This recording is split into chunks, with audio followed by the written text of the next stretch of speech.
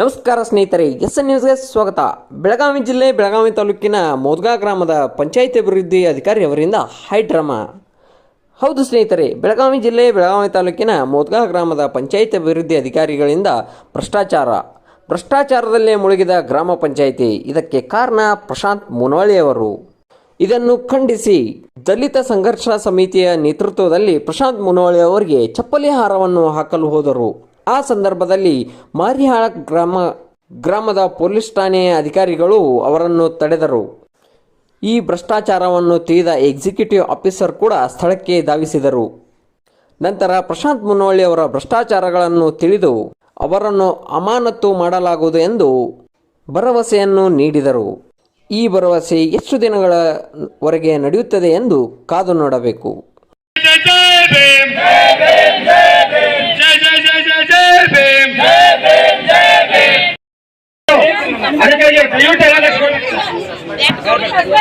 ಇವತ್ತರ ಈ ಪ್ರಶಾಂತ್ ಮುನವಳ್ಳಿ ನಾಲಾಯಕ್ ಪೀಳಿಗೆನ ಸಸ್ಪೆಂಡ್ ಮಾಡಿಸುವ ಇಲ್ಲಿಂದ ಈ ದಲಿತ ಸಂಘರ್ಷ ಸಮಿತಿ ಎದ್ದೇಳೋದಿಲ್ಲ. ದಯಮಾಡಿ ನೀವು ಅಧಿಕಾರಿಗಳು ತಿಳ್ಕೊಬೇಕು. ಸಿಎಸ್ ಸಾಹೇಬ್ರಿಗೆ ಬರಬೇಕು. ಆರ್ಡರ್ ಮಾಡಿ ಸಸ್ಪೆಂಡ್ ಮಾಡಿಸುವ ಹೇಳೋದಿಲ್ಲ.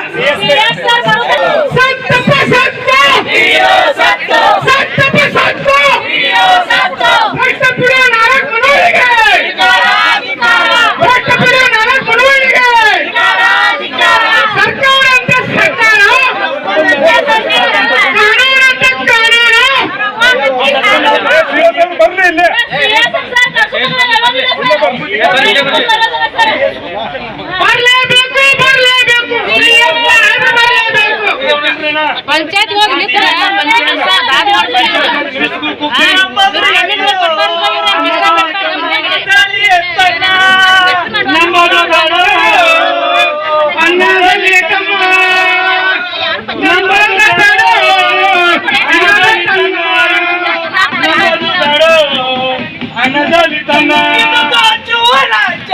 ಕಾಂಗ್ರೆಸ್ ಸರ್ಕಾರ ಬಂತು, ಅನ್ನದಲಿತನ ಬಿಜೆಪಿ ಸರ್ಕಾರ ಅನ್ನದಲಿತನ ನಂಬೋದು ಬೇಡ, ಅನ್ನದಲಿತನ ಇವ್ರು ನಂಬೋದು ಹೆಂಗೋ.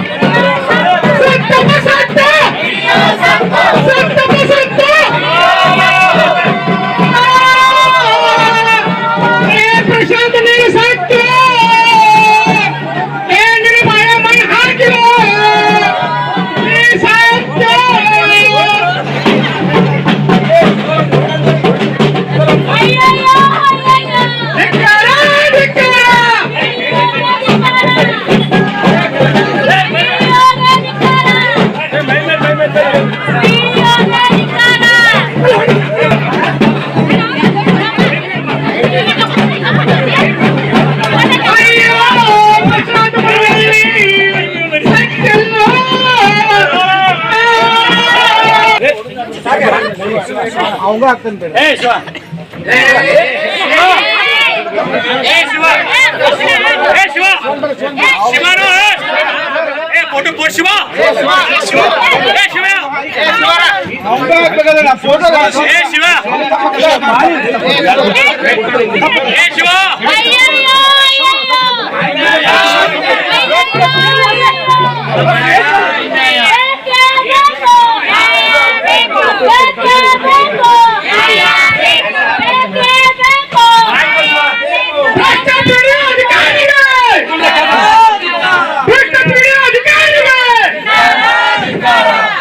ಎಲ್ಲರಿಗೂ ನಮಸ್ಕಾರ. ಇದು ಒಂದೇ ಪಂಚಾಯತಿ ಸಂಬಂಧ ಸರ್. ಇದು ಏನಾಯ್ತು ಪ್ರತಿ ನಮ್ಮ ಕರ್ನಾಟಕ ರಾಜ್ಯಾದ್ಯಂತ ಎಷ್ಟು ಪಂಚಾಯತಿಗಳದಾವ ಅಲ್ಲಿ ಸಾಕಷ್ಟು ನೋಡಿ ಅದ್ರ ಬಗ್ಗೆ ಯಾವುದೋ ಅಧಿಕಾರಿಗಳ ನೋಡಕತ್ತ ಇಲ್ಲ ಮತ್ತೆ ಕಳಪೆ ಕಾಮಗಾರಿ ಅಂತ ಹೇಳಕ್ ಬರಲ್ಲ. ಅದಕ್ಕೆ ನೀವು ಸರ್ಕಾರ ಪಗಾರ ಕೊಡ್ತೈತಿ, ನೀವು ಅಲ್ಲಿ ಕುಂತ ಫೋಟೋ ನೋಡಕ್ ಹೋಗ್ಬಾರ್ದು ಸರ್. ಬಂದ ಸಮಕ್ಷವಾಗಿ ಎಲ್ಲಾ ಪ್ರತಿ ಪಂಚಾಯತ್ ನಮ್ಮ ಗಾಂಧೀಜಿ ಕಂಡ ಕನಸಲ್ಲ ಪ್ರತಿ ಗ್ರಾಮ ಪಂಚಾಯತ್ ದೇಶ ಸುಧಾರಣೆ ಆಗ್ತದೆ ಸರ್. ಅದಕ್ಕಾಗಿ ಈ ಮುಖಾಂತರ ನಾನು ಹೇಳ್ತೀನಿ, ಪ್ರತಿ ಪಿಡಿಒಗಳು ನೀವು ಕಮಿಷನ್ ಬಿಟ್ಬಿಡಿ, ಕಮಿಷನ್ ಅವಶ್ಯಕತೆ ಇಲ್ಲ. ಯಾಕಂದ್ರೆ ಸರ್ಕಾರ ನಿಮಗೆ ಪಗಾರ ಕೊಡ್ತೈತಿ, ಪಗಾರ ತಗೊಂಡ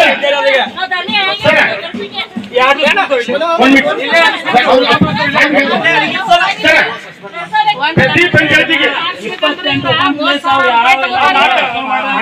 ಪ್ರತಿ ಪಂಚಾಯತಿಗೆ ಸರ್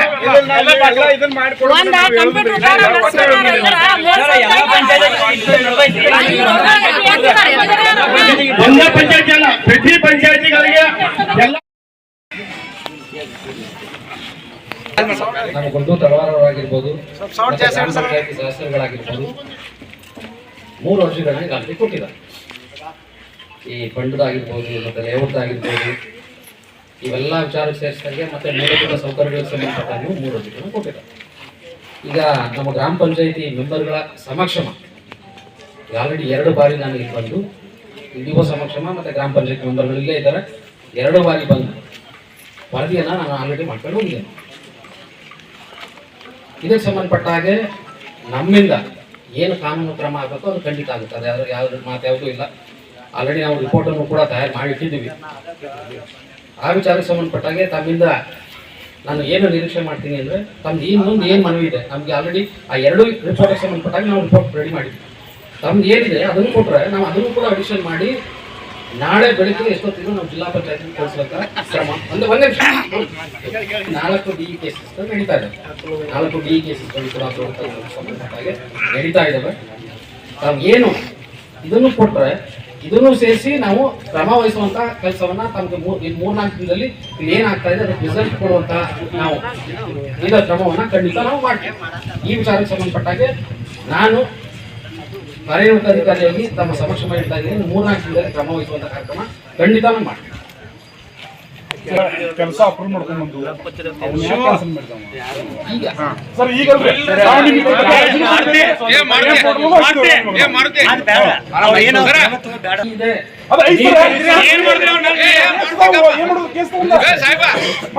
ಕೇಸ್ ತೊಂದೇ ಮಾಡಿದ್ರಿ ನೀವ ವರ್ಗಾವಣೆ ಆಗಿ ತಾಲೂಕಾ ಪಂಚಾಯತಿಗೆ ಬಂದಂತ ಸಾಹೇಬ್ರಿದ್ದ ಇಂದ ಈ 2.5 ವರ್ಷದಾಗ ನೀವ್ ಎಷ್ಟನೇ ಆಫೀಸರ್? ನಾನೀಗ ಬಂದು 4 ತಿಂಗಳು ನೀವು 4 ದಿವಸ ಇರ್ತೀರಿ ಹೋಗ್ತೀರಿ. ಅದೇ ನಾನು ಹೇಳ್ತಾ ಇರೋದು. ನಾನು ಅದನ್ನೇ ಹೇಳ್ತಾ ಮುಂದೆ ಇರೋದು. ನಮ್ಮ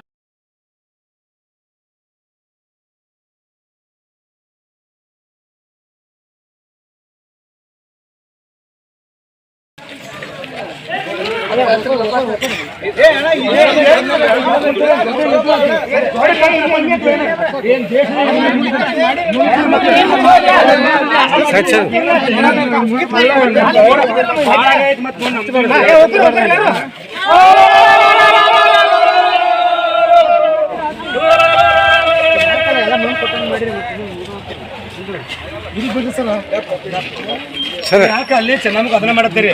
ಊಟ ಮಾಡಿದ್ರೆ ನಾವು ಈಗ 2 ದಿವಸದಾಗ ಮಾಡಕ್ ಹೋಗ್ಬೇಡ್ರಿ ನೀವು ಅದನ್ನೆಲ್ಲ.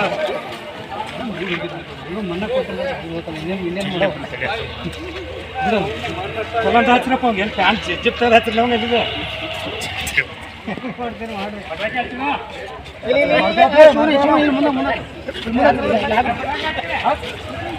ಸತ್ತಪ್ಪ ಸತ್ತು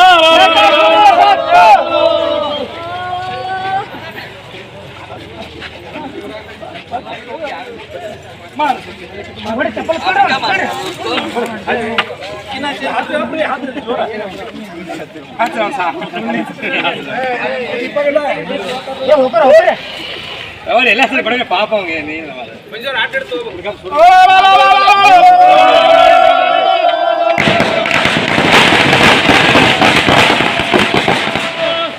जय जय जय भीम जय भीम जय भीम जय जय जय जय जय भीम जय भीम जय भीम जय जय जय जय जय भीम जय भीम जय भीम डॉक्टर बाबा साहेब अंबेडकर ಅವ್ರಿಗೆ डॉक्टर बाबा साहेब अंबेडकर ಅವ್ರಿಗೆ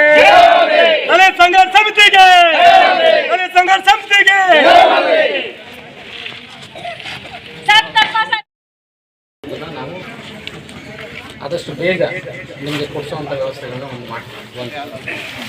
ಎರಡನೇದು ನಮ್ಮ ಗುಂದೋವರಿಯಾದಾಗೆ ಪ್ರತಿ ಓಣಿಯಾಗೆ ಈಗ ಪಂಚಾಯತಿ ಅಭಿವೃದ್ಧಿ ಅಧಿಕಾರಿಗಳು ಚೇಂಜ್ ಆಗ್ತಾರೆ, ಹೊಸ ಪಂಚಾಯತಿ ಅಭಿವೃದ್ಧಿ ಅಧಿಕಾರಿಗಳು ಬರ್ತಾರೆ.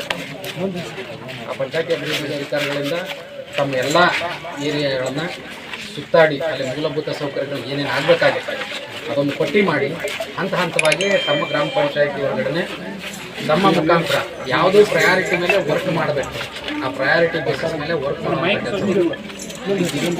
ಪ್ರಯಾರಿಟಿ ಬೇಸಿಸ್ ಮೇಲೆ ವರ್ಕ್ ಮಾಡಿಸುವಂಥ ಕೆಲಸಗಳನ್ನು ನಾವು ಮಾಡ್ತೀವಿ ನೆಕ್ಸ್ಟ್ ಪಂಚಾಯತಿ ಅಭಿವೃದ್ಧಿ ಅಧಿಕಾರಿಗಳನ್ನು. ಇನ್ನು ಮೂರನೇದು, ಈ ಸಿಬ್ಬಂದಿಗಳಿಗೆ ಸಂಬಂಧಪಟ್ಟ ಹಾಗೆ ಎಲ್ಲರಿಗೂ ನೋಟಿಸ್ ಇಶ್ಯೂ ಮಾಡಬೇಕು ಅಂತ ಹೇಳಿದರೆ ನಾನು ನಾಳೆ ಬಿಟ್ಟು ನಾಡಿದ್ದು ಬರ್ತೀನಿ ಅಂತೇಳಿ ನಾನು ಮಾತು ಕೊಟ್ಟಿದ್ದೀನಿ. ಅದಕ್ಕೆ ನಾಳೆ ಒಂದು ಮೀಟಿಂಗ್ ಮಾಡ್ತೀನಿ, ಎಲ್ಲ ಪಂಚಾಯತಿ ಅಭಿವೃದ್ಧಿ ಅಧಿಕಾರಿಗಳಿಗೆ ಮೀಟಿಂಗ್ ಮಾಡಿ ಇವತ್ತು ಏನೇನು ಇಲ್ಲಿ ಆಯ್ತಲ್ಲ, ನಾಟ್ ಓನ್ಲಿ ಇದೊಂದೇ ಗ್ರಾಮ ಪಂಚಾಯತಿ ಅಂತಲ್ಲ, ಎಲ್ಲ ಗ್ರಾಮ ಪಂಚಾಯತಿಗಳಿಗೂ ಈ ವಿಷಯಗಳು ಕವರ್ ಆಗಬೇಕು. ಎಲ್ಲ ಪಂಚಾಯತಿಗಳಿಗೂ ಕೂಡ ನಾವು ಏನು ಇಲ್ಲಿ ಇವತ್ತು ಚರ್ಚೆ ಮಾಡಿದ್ದೀವಿ ಅದು ಎಲ್ಲ ಗ್ರಾಮ ಪಂಚಾಯತಿಗಳು ಕೂಡ ಇಂಪ್ಲಿಮೆಂಟ್ ಆಗಬೇಕು. ಆ ಉದ್ದೇಶಕ್ಕೋಸ್ಕರ ನಾಳೆ ಒಂದು ಸಭೆಯನ್ನು ಕರೆದು ಎಲ್ಲ ಪಂಚಾಯತಿ ಅಭಿವೃದ್ಧಿ ಅಧಿಕಾರಿಗಳು ಭಾಳ ಸ್ಟ್ರಿಕ್ಟಾಗಿ ನಾವು ಇನ್ಸ್ಟ್ರಕ್ಷನನ್ನು ಕೊಡ್ತೀವಿ. ಮೂರನೇದು. ಇನ್ನು ನಾಲ್ಕನೇದು, ನೋಟಿಸ್ ಇಶ್ಯೂ ಮಾಡಬೇಕು ಅಂತ ಹೇಳಿದ್ರು, ನೋಟಿಸ್ ಇಶ್ಯೂ ಮಾಡೋಕ್ಕಿಂತ ಮುಂಚೆ ನಾಡಿದ್ದು ಬಂದು ನಾವಿಲ್ಲಿ ಸಭೆಯನ್ನು ಮಾಡಿ ನಮ್ಮ ಎಲ್ಲ ಸದಸ್ಯರ ಮುಂದೆ ಅವ್ರಿಗೆ ಏನೇನು ಅವರು ಕರ್ತವ್ಯಗಳನ್ನ ಮಾಡಬೇಕು, ಅದರ ವಾಟರ್ಮನ್ ಏನು ಮಾಡಬೇಕು, ಸೆಕ್ರೆಟರಿ ಏನು ಮಾಡಬೇಕು, ಬಿಲ್ ಕಲೆಕ್ಟರ್ ಏನು ಮಾಡಬೇಕು, ಕಂಪ್ಯೂಟರ್ ಆಪ್ರೇಟರ್ ಏನು ಮಾಡಬೇಕು, ಅವರು ಕರೆಕ್ಟಾಗಿ ಅವ್ರ ಡ್ಯೂಟಿ ಬೆಳಗ್ಗೆ ಮಾಮೂಲಿ 10 ಗಂಟೆಗೆ ಬರಬೇಕು, ಸಂಜೆ 5 ಗಂಟೆ ತನಕ ಅವ್ರದ್ದೇನು ಕೆಲಸ ಇರ್ತದೆ ಅವರು ಕರೆಕ್ಟಾಗಿ ಪ್ರಾಂಪ್ಟಾಗಿ ಮಾಡುವಂಥ ಕೆಲಸಗಳನ್ನು ನಾವು ನಾಡಿದ್ದು ಇಲ್ಲೇ ಸಭೆಯನ್ನು ನಡೆಸಿ ನಾವು ಸ್ಟ್ರಿಕ್ಟಾಗಿ ಇನ್ಸ್ಟ್ರಕ್ಷನ್ನ ಕೊಡ್ತೀವಿ. ಅತಿ ಪ್ರಮುಖವಾದ ಬೇಡಿಕೆ ಏನಪ್ಪ ಅಂದರೆ, ನಾವು ಆಲ್ರೆಡಿ 2-3 ಸಲ ಬಂದು ಇಲ್ಲಿ ಹೋಗಿದ್ದೀವಿ. ಯಾವುದಕ್ಕೆ? ಓಪನ್ ಪ್ಲೇಸಿಗೆ ಸಂಬಂಧಪಟ್ಟಾಗೆ 2 ಬಾರಿ ನಾವು ಆಲ್ರೆಡಿ ಬಂದು ಹೋಗಿದ್ದೀವಿ. ನಮ್ಮ ಅಸೆಟ್ ಐ ಡಿ ನಾವೆಲ್ಲ ಪ್ರಿಂಟೌಟನ್ನು ತೊಗೊಂಡು ಅಸೆಟ್ ಐ ಡಿಯನ್ನು ನಾವು ಹುಡ್ಕೋವಂಥ ಕೆಲಸಗಳನ್ನ ಮಾಡ್ತಾಯಿದ್ದೀವಿ. ನಾವು ಈಗ ಆಲ್ರೆಡಿ ಸುಮ್ಮನೆ ಕೂತಿಲ್ಲ, 2 ಬಾರಿ ಬಂದು 2 ಬಾರಿ ಬರ್ಕೊಂಡೋಗಿ ಮತ್ತು ಎಷ್ಟು ಆಸ್ತಿಗಳು ಜನ್ರೇಟ್ ಆಗಿದ್ದಾವೆ ಅವನ್ನೂ ಕೂಡ ನಾವು ಮಾಹಿತಿಯನ್ನು ತೆಗಿತಾ ಇದ್ದೀವಿ. ಆ ಮಾಹಿತಿ ತೊಗೊಂಡು ನಿಮ್ಗೇನು ನಮಗೆ ಸರ್ಕಾರಕ್ಕೆ ಸಲ್ಲಬೇಕಾದಂತಹ ಏನು ಆಸ್ತಿ ಇದೆ ಅದನ್ನು ನಾವು ಖಂಡಿತ ನಾವು ಸರ್ಕಾರಕ್ಕೆ ವಾಪಸ್ ಮರಳಿ ಸರ್ಕಾರಕ್ಕೆ ಆಗುವಂಥ ಕೆಲಸಗಳನ್ನ ನಾವು ಮಾಡ್ತೀವಿ. ಇದ್ರ ಜೊತೆಗೆ ಎಲ್ಲಕ್ಕಿಂತ ಮೋಸ್ಟ್ ಇಂಪಾರ್ಟೆಂಟ್, ಇದು ನಾನು ವೈಯಕ್ತಿಕವಾಗೂ ಹೇಳ್ತೀನಿ, ನನ್ನ ಆಫೀಸಲ್ಲಾಗಲಿ ಮತ್ತೊಂದು ಆಫೀಸಲ್ಲಾಗಲಿ